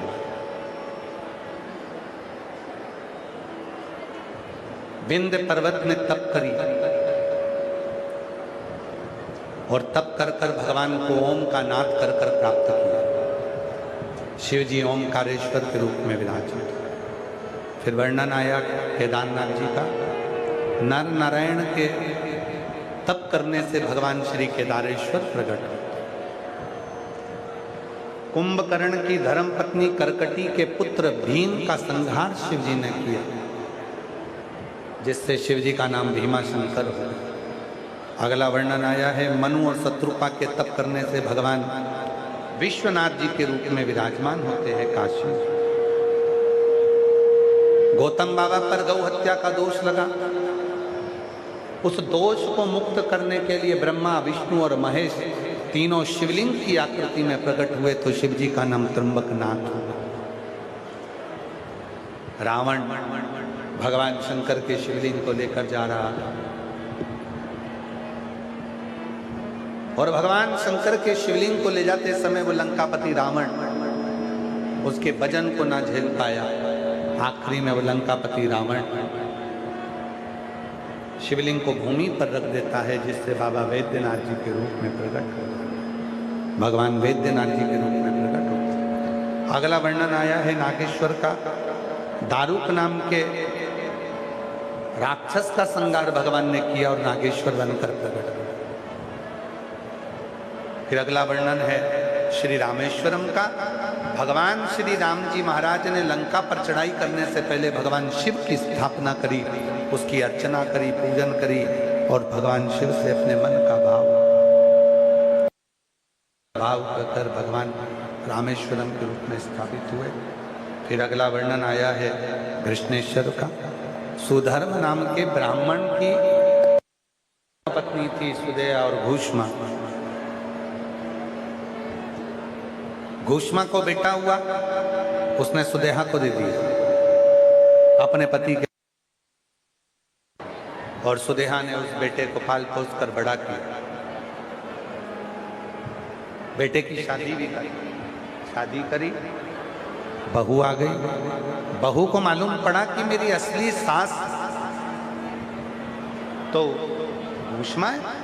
उसने सुदेहा को पूछना बंद कर दिया।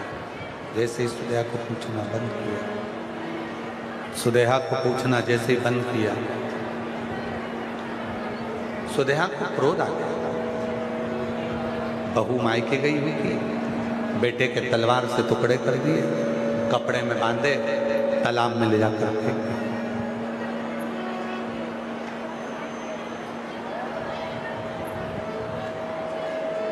घूष्मा पार्थिव शिवलिंग का निर्माण कर कर उसका विसर्जन करने गई थी। और तभी